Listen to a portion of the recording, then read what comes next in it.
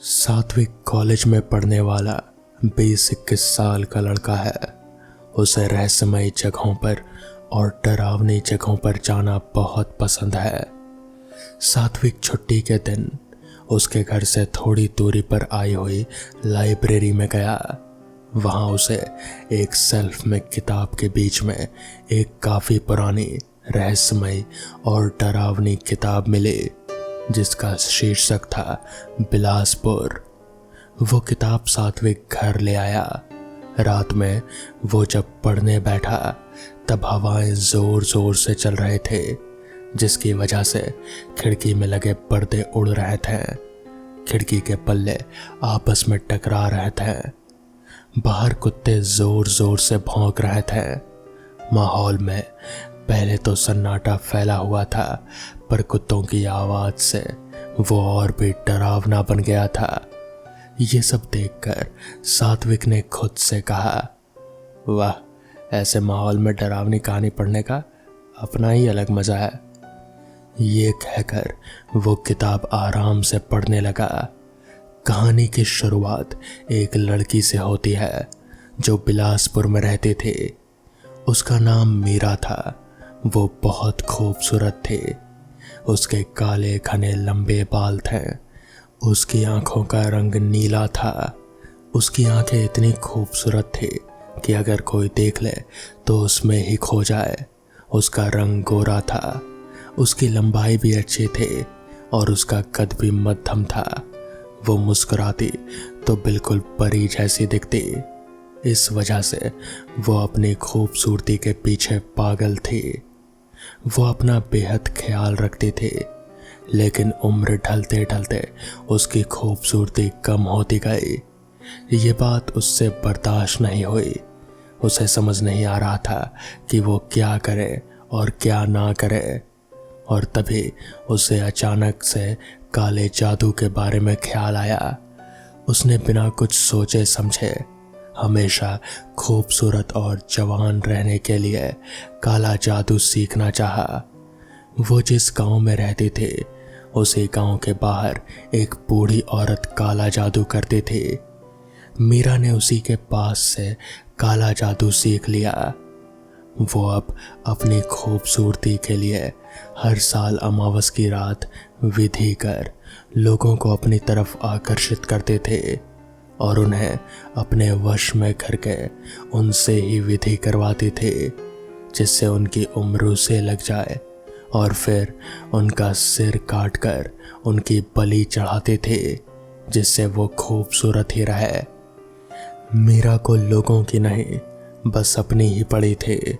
जब ये बात लोगों तक पहुंची तो लोगों ने उसे वहीं बंद कर वहां हवन और पूजा करवा दी। हवन करवाने से लोग उसकी तरफ आकर्षित होना बंद हो गए। उस वक्त के बाद थोड़े समय तक तो कुछ नहीं हुआ।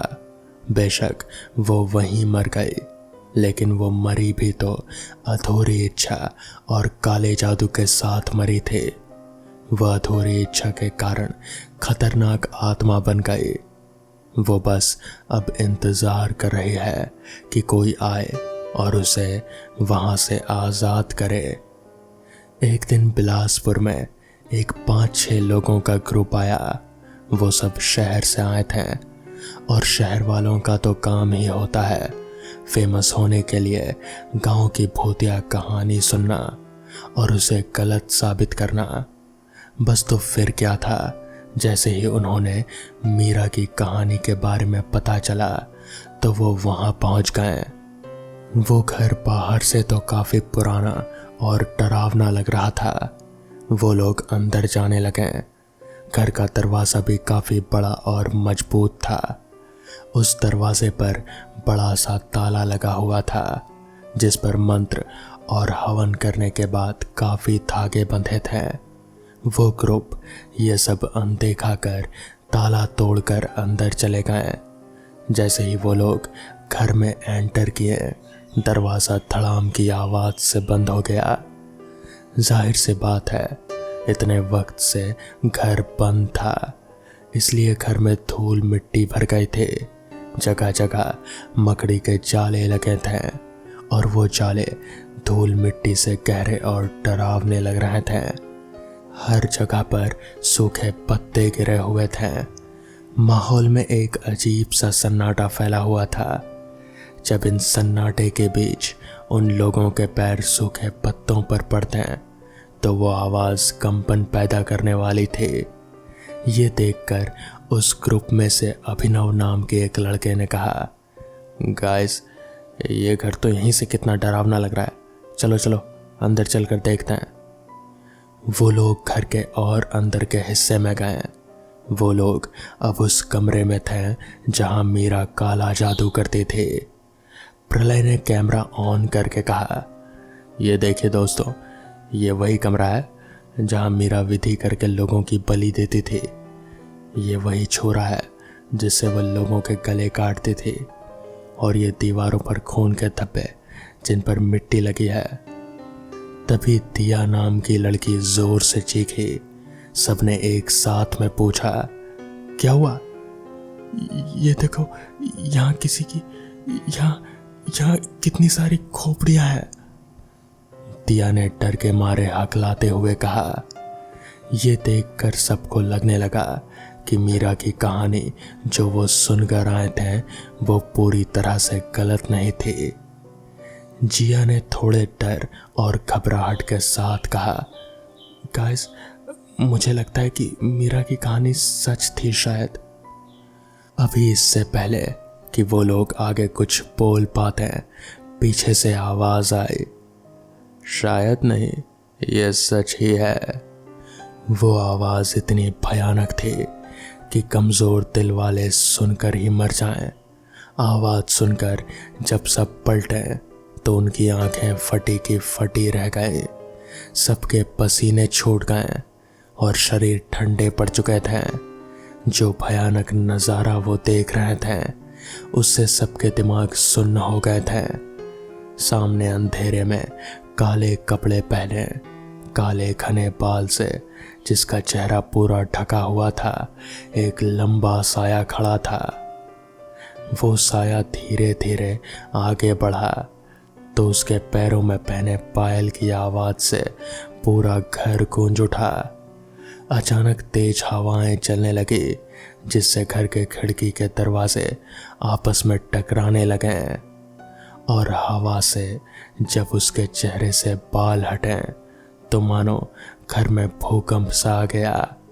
उसकी आंखें गुस्से से लाल थी, मानो जैसे आंखों में खून भरा हो। उसकी आंखों के नीचे तक काजल फैला हुआ था।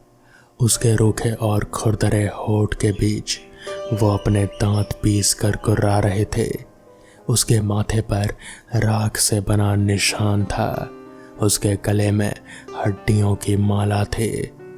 उसके नाखून लंबे और नुकीले थे और उसके बाएं हाथ में वही छुरा था जिससे मीरा बलि चढ़ाती थी।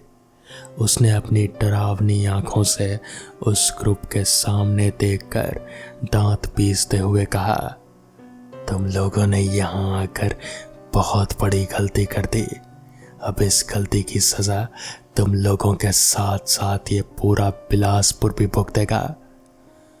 ये कहते ही पूरा घर चीखों से भर गया।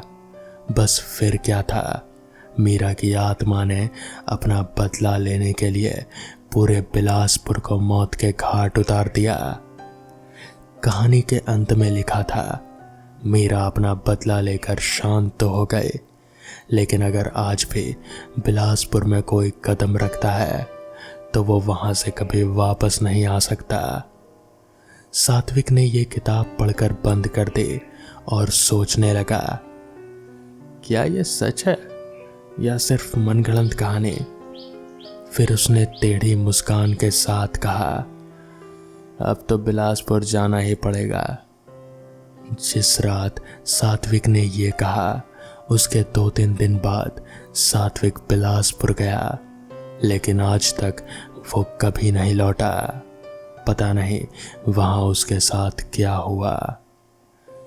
तो दोस्तों, ये थी आज की पहली कहानी। तो चलिए बढ़ते हैं आज की दूसरी कहानी की ओर। ट्रेन बहुत ही धीमी रफ्तार से पटरियों पर आगे बढ़े जा रही थी।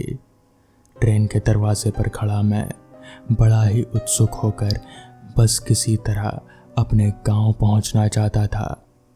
मैं आज काफ़ी सालों के बाद अपने गांव जा रहा हूं।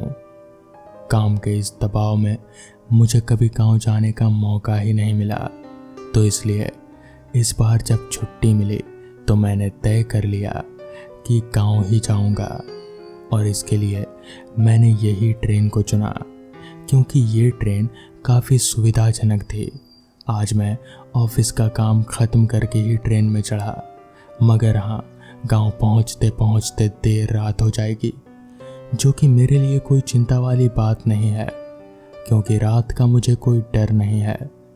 खैर, ट्रेन धीरे धीरे आगे बढ़े जा रही थी।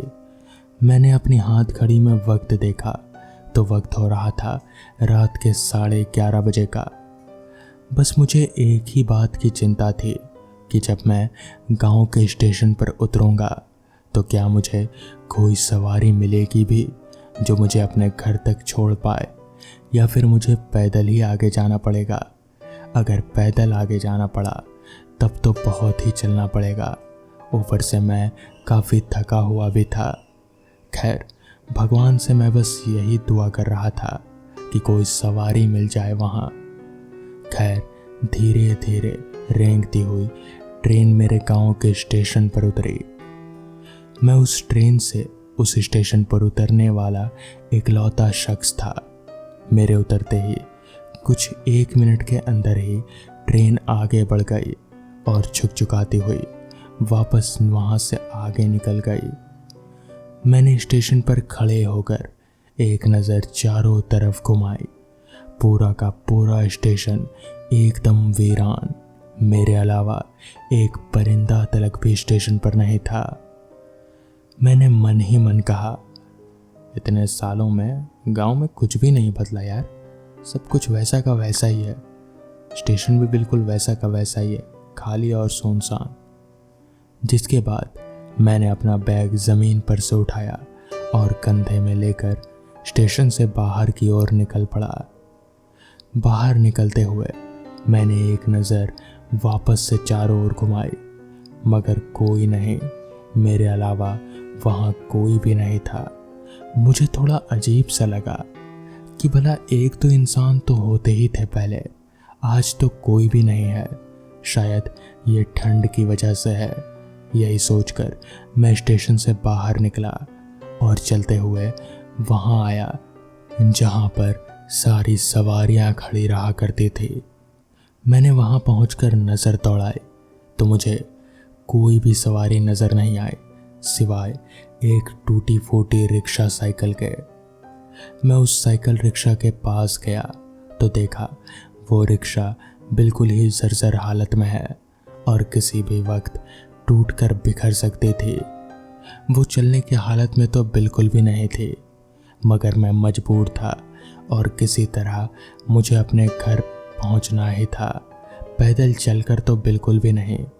तो इसीलिए मैंने उस रिक्शा के सीट पर बैठे उस रिक्शा वाले से, जो कि बैठे बैठे ही बीड़ी सुलगा रहा था, मैंने उससे पूछा, चाचा चलोगे क्या गांव? तो इस पर उस आदमी ने कहा, देखो भाई, इस वक्त बहुत रात का समय है, अगर अभी गया तो मैं 40 रुपए लूँगा, उससे कम में नहीं हो पाएगा। तो इस पर मैंने कहा, पर वैसे तो 20 रुपए में जाता है हर कोई।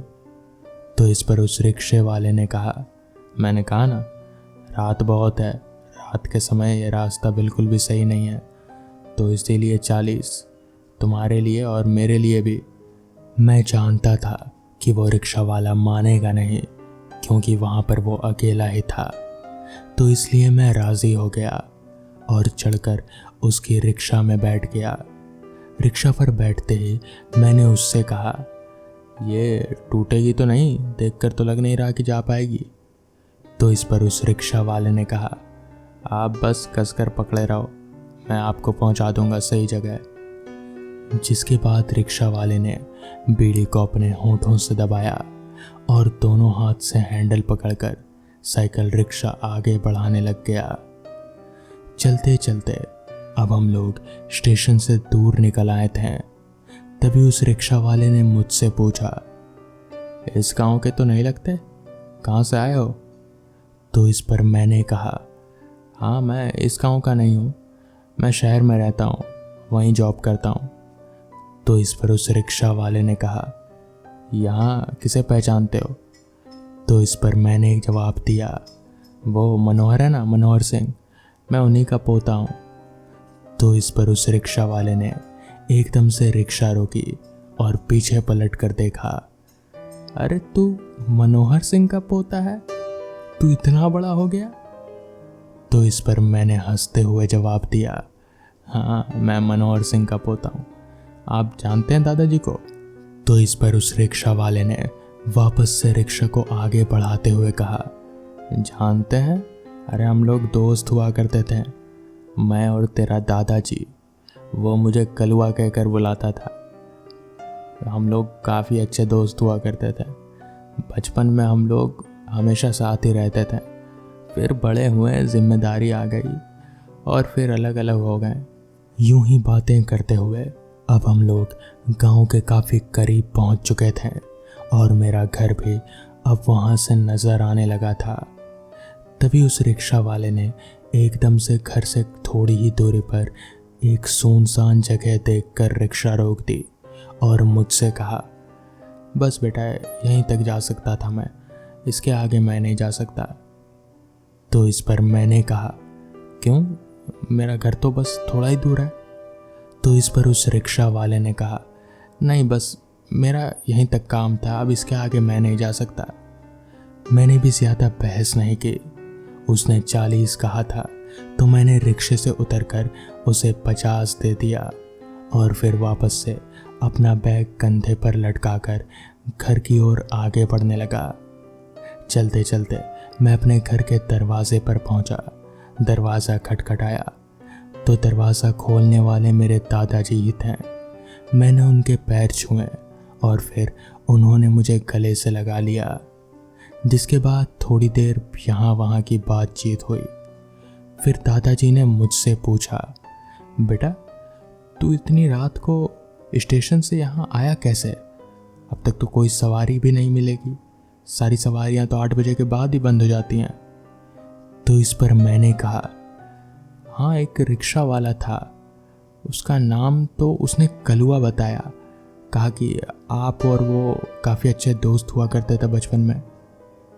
इतना कहते ही दादाजी ने एकदम से चौंक कर मेरी ओर देखा और फिर उन्होंने कहा, क्या कलुआ? उसको मरे तो 1 महीना हो गया। वो कैसे? उसकी रिक्शा का तो रेलवे फाटक पर एक्सीडेंट हो गया था। वो ऐसा नहीं हो सकता।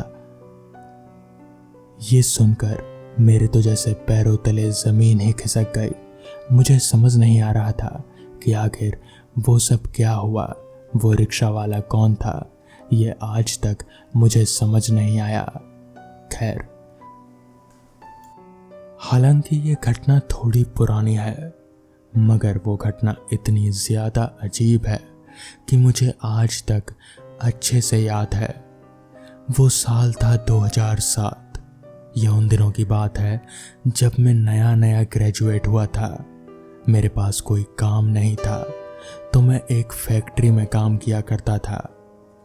उस रात जब हम सारे दोस्त अपना अपना काम निपटाकर घर की ओर बढ़ने ही वाले थे, तभी मेरे एक दोस्त नितिन ने कहा, यार घर जाकर क्या करेगा, चल आज पार्टी करते हैं। मैंने दोस्तों को इकट्ठा किया है रोहित के घर पर, क्या बोलता है? तो इस पर मैंने कहा, अच्छा ऐसा है तो चलो फिर। जिसके बाद हम लोग फैक्ट्री से घर ना जाकर सीधे रोहित के घर पहुंचे और वहां पर पहुंचकर देखा तो रोहित ने सारा इंतज़ाम कर रखा था। वहां पर पीने पिलाने का सारा इंतज़ाम था। हालांकि मैं पीता नहीं था, मगर दोस्तों के साथ बैठकर काफ़ी मज़े किया करता था और चखने का सामान मैं अकेले ही सारा खा जाया करता था। इसलिए मैं अपने दोस्तों के साथ वहां पहुंचा था। सारे दोस्त पीने पिलाने में बैठ गए और मैं उन लोगों के साथ बैठ बातें करने लगा और खाने पीने का सामान टटोलने लगा। यूं ही कुछ देर तक दोस्तों के साथ मजाक मस्ती करने के बाद अचानक मेरी नज़र घड़ी पर गई तो मैंने देखा कि घड़ी में वक्त हो रहा था 12:15 का। मैंने अपने दोस्तों से कहा, यार सुनो, अब मुझे चलना चाहिए, घर पर मेरी बीवी अकेली है। तो इस पर मेरे दोस्तों ने कहा, हाँ भाई तब तो तू जा, हम लोग कल सुबह ही निकलेंगे यहाँ से। जिस पर मैंने अपने दोस्तों से अलविदा लिया और सीधे अपने घर की ओर निकल पड़ा। बाइक चलाते हुए मुझे ठंड का एहसास हो रहा था और ऐसा हो भी क्यों ना, दिसंबर का आखिरी हफ्ता जो चल रहा था, कड़ाकेदार ठंड थी। मेरे हाथ लगभग कांप ही रहे थे हैंडल पर, मगर फिर भी मैं किसी तरह से बाइक चलाते हुए आगे बढ़ रहा था। रोहित का घर रिहायशी इलाकों से अलग एक सुनसान जगह पर था। मुझे समझ नहीं आता था कि आखिर रोहित ने इस सुनसान जगह पर घर लिया है क्यों। ना ही यहाँ कोई सुविधा है और ना ही ज्यादा लोग रहते हैं। खैर मुझे क्या, मुझे तो बस यहाँ से निकलने से ही मतलब था, इसलिए मैं उस सुनसान रास्ते पर आगे बढ़े जा रहा था। उस रास्ते के दोनों तरफ सिर्फ घना जंगल था और कुछ भी नहीं, ना कोई दुकान ना ही कोई इंसान। मैं किसी तरह बाइक चलाते हुए अभी आगे बढ़ ही रहा था कि तभी मुझे रास्ते के बीचों बीच एक बच्चा खड़ा नजर आया। मैं चौंक उठा और मैंने बाइक को ठीक उस बच्चे के पास ले जाकर रोका। वो बच्चा सड़क के बीचों बीच खड़ा था। देखने से उसकी उम्र यहीं कोई 5-6 साल की रही होगी। मुझे समझ नहीं आया कि आखिर ये छोटू बच्चा इस सुनसान रास्ते पर इतनी रात के क्या कर रहा है। तो मैंने बाइक का इंजन बंद करते हुए उस बच्चे से पूछा, क्या वो छोटू, यहाँ पर क्या कर रहे हो इतनी रात का, तुम्हारा घर कहाँ है? तो इस पर उस बच्चे ने कहा, भैया मेरा कोई घर नहीं है, मैं बस यहीं इस रास्ते पर ही रहता हूँ। तो इस पर मैंने कहा, तुम्हारे मम्मी पापा कहाँ हैं? तो इस पर उस बच्चे ने कहा, वो उधर आगे सड़क के किनारे, मैं उधर ही जा रहा था। तो इस पर मुझे दया आ गई और मैंने उस बच्चे से कहा, ठीक है चलो आओ मेरे साथ, बैठो मैं छोड़ देता हूँ। मैंने उस बच्चे को सामने बिठा लिया। पता नहीं पीछे सही से बैठ पाएगा भी या नहीं, कहीं गिर ना जाए, यही सोचकर मैंने उसे सामने बिठा लिया और मैं आगे बढ़ने लगा। अभी मैं रास्ते पर आगे बढ़ ही रहा था कि तभी मुझे ऐसा महसूस होने लगा कि जैसे उस बच्चे के पैर मेरे पैरों से टकरा रहे हैं। इस पर मैंने कहा, बेटा अपने पैर आगे जो लोहे के रॉड है ना उस पर रखो। तो इस पर उस बच्चे ने कहा, मेरे पैर वहां नहीं जा रहे हैं अंकल। तो इस पर मैंने कहा, क्यों नहीं जा रहे? इतना कहते हुए मैंने जैसे ही नीचे देखा तो मेरे होश फाख्ता हो गए। मेरी रूह एक पल को कांप सी गई। मैंने देखा कि उस बच्चे के पैर एकदम लंबे हो गए हैं और बाइक के टायर तक पहुंचते हुए बिल्कुल जमीन पर घसीट रहे हैं। मैं एकदम से हड़बड़ा गया। मुझे समझ नहीं आया कि आखिर इस बच्चे के पैर इतने लंबे हो कैसे गए। तभी मैंने एकदम से बाइक रोका और मेरे बाइक रोकते ही उस बच्चे ने पलटकर मेरी तरफ देखा, मगर वो पलटा नहीं, उसने पूरी गर्दन ही मेरी तरफ घुमा दी। उसका चेहरा बहुत ही ज्यादा डरावना था। उसकी आंखें लाल चमक रहे थे और वो एक डरावनी हंसी हंस रहा था। मुझे समझ नहीं आया।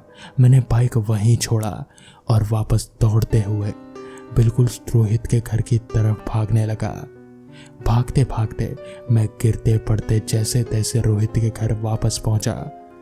वहां पहुंचकर मैंने अपने दोस्तों को पूरी बात बताई। किसी ने भी मेरी बात पर विश्वास नहीं किया। उनमें से ज्यादा लोग तो नशे में धुत थे। मैं पूरी रात रोहित के घर पर ही रुका रहा और सुबह ही मैं वापस गया। मैंने देखा रास्ते पर मेरी बाइक गिरी पड़ी थी, जिसके बाद मैंने बाइक उठाया और सीधे घर गया। उस दिन के बाद से मैं कभी भी रोहित के घर नहीं गया। तो दोस्तों, ये थी आज की कहानियाँ। अगर आपको ये कहानियाँ पसंद आई हो तो वीडियो को लाइक और चैनल को सब्सक्राइब करना ना भूलें। तो मैं आपका दोस्त आर्यन जल्द ही मिलूँगा आपसे ऐसी ही नई कहानियों के साथ। तब तक के लिए अपना ख्याल रखें।